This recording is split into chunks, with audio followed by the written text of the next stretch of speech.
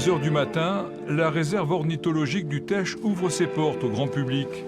En même temps, Cyril Forchelet, le responsable scientifique et technique, fait sa ronde d'observation sur le site.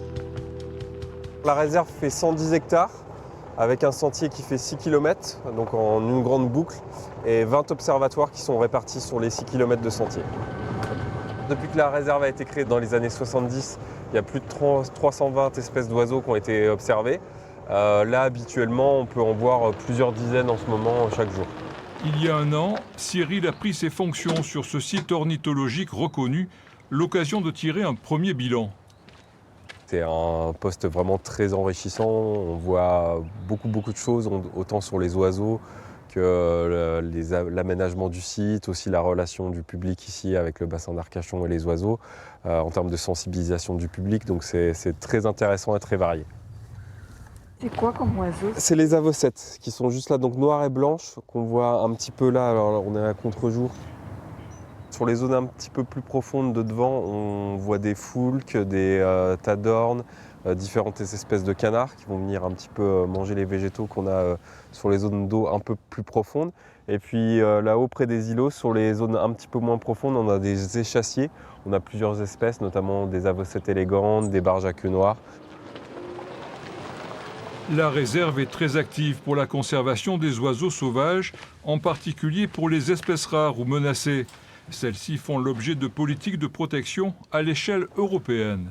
Là, on est sur la zone de dortoir des aigrettes des cormorans, donc à la tombée du jour.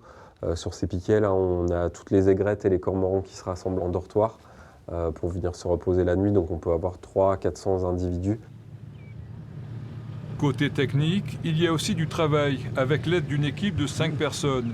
Ici, opération fauchage pour lutter contre les plantes invasives comme les baccaris.